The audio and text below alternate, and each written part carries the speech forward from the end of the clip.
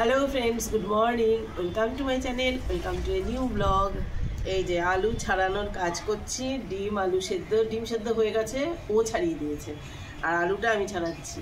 লক্ষ্মী মশলা কেটে নিয়েছে, ডিম আলুর কষা হবে। আর মুগ ডাল হয়ে গেছে, সিদ্ধ করে রেডি করা ছিল, লক্ষ্মী এসে বানিয়ে নিয়েছে, পূরণ করে দিয়েছে। এই হচ্ছে। তারপর বলো, তোমরা সবাই কে কেমন আছো? আশা করবো সবাই ভালো আছো, আমরাও ভালোই আছি। সকাল থেকে আমাদের শুধু কাজের পর্ব শুরু হয়ে গেছে, তবে একবার লিকার চা, গরম জল, সেসব খাওয়া দাওয়াটাও হয়ে গেছে। কিন্তু এরপর পুরো দিন কন্টিনিউ থাকো। আর এরম পরে রয়েছি কেন? এই শাড়িটা পরে কাল কালীঘাটে গেছি, আজকে এখন সকালে তাই জন্য রিলস বানিয়ে নিলাম। আর এটা পরেই এখন এই কাজটা সেরে নিচ্ছি। তাই দেখো, আজকের লাঞ্চে রয়েছে উচ্ছে আলু সেদ্ধ কাঁচা লঙ্কা দিয়ে, এটা হচ্ছে আলু চোখা মাখা, এটা হচ্ছে পাবদা মাছের ঝাল, ডিমের ঝাল, এটা ডিমের অমলেটও আছে, ঝালও আছে, ধনে পাতা বাটা। এই যে খাচ্ছেন, খাওয়া প্রায় শেষ, লাস্ট ডিম দিয়ে খাচ্ছে। ওদিকে রুনু খেতে বসেছে। রুনুর আজকে ভীষণ মাথা যন্ত্রণা করছে, জানি না কেন, ঠান্ডা লেগেছে তার জন্য। আসলে জুতো তো পরে না, জুতো এনে দিয়েছি, জুতো তুলে দিয়েছি, তাও জুতোও পরবে না, মাথাও ঢেকে রাখবে না, ঠান্ডা লাগিয়েছে, মাথা ব্যথা করছে। এখন উচ্ছে আলু সিদ্ধ দিয়ে খাচ্ছি।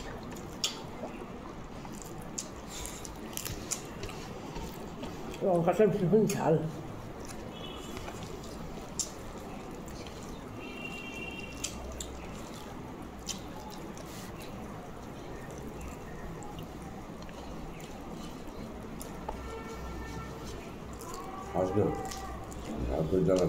ভীষণ ঝাল।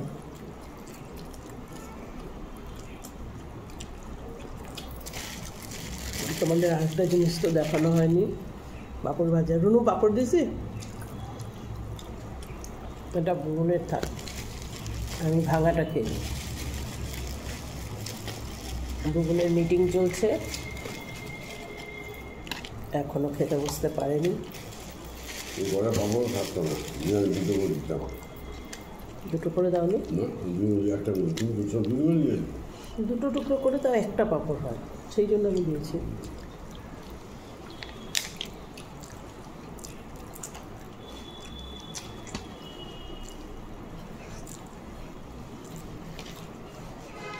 ধনে পাতা বাটা দিয়ে খাবো।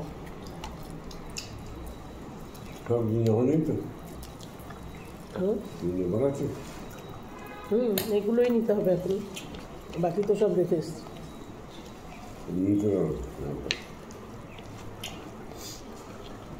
ধনে পাতা বাটা দিয়ে কে কে খেতে ভালোবাসো?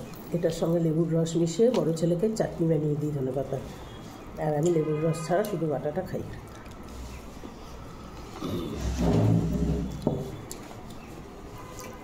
আমরা আগে বাড়িতে কী করতাম জানো তো? বিষ্ণুপুরে জমি থেকে ধনে পাতা তুলে নিয়ে আসতাম। ঠাকুমা সকালবেলায় ধনে পাতাটা কাঁচা লঙ্কা দিয়ে ছিলে বেটে দিত। আমরা সকালবেলায় ব্রেকফাস্টও বিষ্ণুপুরের বাড়িতে ভাতই হতো, 3 বার ভাত খেতাম, দারুণ খেতাম ধনে পাতা বাটা দিয়ে ভাত। এই দেখো,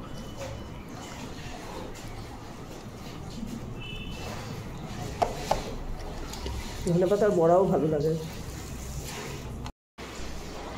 সাইজগুলো কিন্তু পাবদা মাছের বেশ ভালো।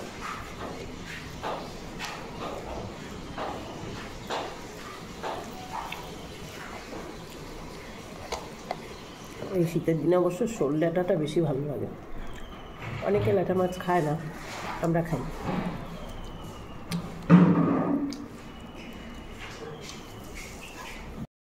আমি মেপে প্রথমেই 2 কাপ জল নিয়ে একটা ভালো পরিষ্কার বাটিতে ফোটাতে বসিয়ে দিলাম।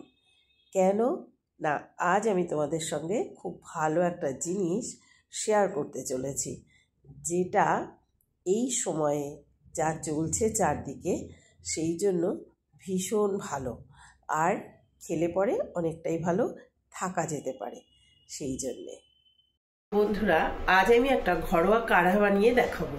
সর্দি কাশি কিন্তু ভীষণ চারদিকে হচ্ছে, আমারও প্রচণ্ড সর্দি লেগেই আছে। আর এটা খেয়ে আমি কদিন থেকে অনেকটা রিলিফ হয়েছি, সেই জন্য ভাবলাম তোমাদের সঙ্গে এই রেসিপিটা একটু শেয়ার করে দিই। আর এই কাঢ়াটা কিন্তু করোনার সময়তেও আমরা অনেক দিন টানা খেতাম। আমি তখন একটা ভিডিও করেছিলাম, এটা আরেকটু ভালো, আরেকটু অনেক কিছু দিয়ে কাঢ়াটা বানিয়েছি। সেটা রেসিপিটা একবার তোমরা দেখো যে কি কি দিয়ে এই সুন্দর কাঢ়াটা বানাতে পারো। আর এখন যে বলছে না একটা ভাইরাস ছড়িয়েছে, সেটাতে সর্দি কাশিতে ভীষণভাবে বাচ্চাদের আর বুড়োদের ইনফেকশন হচ্ছে, এই কাঢ়াটা খেলে তার থেকে কিছুটা রিলিফ আমরা পেতে পারি। তবে ডাক্তার দেখানো বা ডাক্তারের পরামর্শ না, সেগুলো তো রয়েছে, সেগুলো করতেই হবে। তবে এটা খেয়ে সাময়িক বেশ কিছুটা ভালো থাকাই যাচ্ছে, আমি যেটা থাকতে পেরেছি। এবার তোমাদের সঙ্গে সেই পদ্ধতিটা একটু দেখিয়ে দিচ্ছি। এই দেখো, এখানে 2 কাপ জল নিয়ে বসিয়ে দিয়েছি ফোটাতে। আর আমি এটা বানানোর জন্য নিয়ে নিয়েছি 2টো তেজপাতা, একটু দারচিনি, গুড়, গোলমরিচ, তুলসী পাতা, আদা, কাঁচা হলুদ, একটু আজওয়াইন দেব, আর একটু এই সন্দক নুনটা দেব। এমনি নুন না দিয়ে এটা দিলে বেশি ভালো হবে। আর এই প্রত্যেকটা জিনিস কিন্তু কিছু না কিছুভাবে আমাদের হেলথের জন্যে খুব ভালো। আর সর্দি কাশি নিরাময়ের জন্য সত্যি সবকটা জিনিসকে একসঙ্গে মিলিয়ে এই জলে ফুটিয়ে নিয়ে যে কাঢ়াটা বানাবো সেটাও দারুণ। তবে প্রত্যেকটা জিনিসকে খুব পরিষ্কার করে নিতে হবে, তুলসী পাতা ভালো করে ধুয়ে নিতে হবে, গোলমরিচ একটু থেতো করে দিতে হবে, আদাটাও থেতো করে দিতে হবে। আর অনেকে বলে হলুদের গুঁড়ো দিতে, কিন্তু হলুদের গুঁড়োতে আজকাল ভীষণ কেমিক্যাল থাকে। যদি হলুদ নিজেরা কুটে এনে গুঁড়ো করে নেওয়া যায় সেটা আলাদা, না হলে আমার মতে একটু কাঁচা হলুদ থেতো করে দিয়ে দিলেও ভালো হবে। এবার এক এক করে এগুলো আমি এই জলটার মধ্যে দিয়ে ফোটাবো। এই দেখো, সব কিছু ভালো করে ফুটতে শুরু করেছে। 2 কাপ জল দিয়েছি, সেই 2 কাপ জলটা কিন্তু শুকিয়ে গিয়ে 1 কাপ হতে হবে। খুব ভালো করে এটাকে আমি ফোটাতে শুরু করে দিলাম। যেই ভালো করে ফুটতে শুরু করে দিয়েছে, তারপরে দিয়ে দিলাম নুনটা। দেখো, এটা কিন্তু ফুটে ফুটে কমে গেছে, 2 কাপটা প্রায় 1 কাপে চলে এসছে। এবার আমি এতে দিয়ে দেব গুড়টা। যদি পুরনো গুড় হয় বেশি ভালো হয়, তবে নতুন গুঁড়োও কিন্তু খারাপ লাগবে না। আর এটা খেতেও একটা বেশ ভালো টেস্টও এসে যাবে। এটা আমি রেডি করে ফেলেছি, এবার এটাকে একটু ছেঁকে নেব। এইবার এই দেখো, রেডি হয়ে গেছে কাঢ়াটা। এটা ছেঁকে নিচ্ছি ভালো করে, ব্যাস একদম ছাকা আমার কমপ্লিট। এই দেখো, কাঢ়াটা বানিয়েছি এত সুন্দর করে। আর এবার একটু একটু করে সিপ দিয়ে আমি এটাকে খাবো।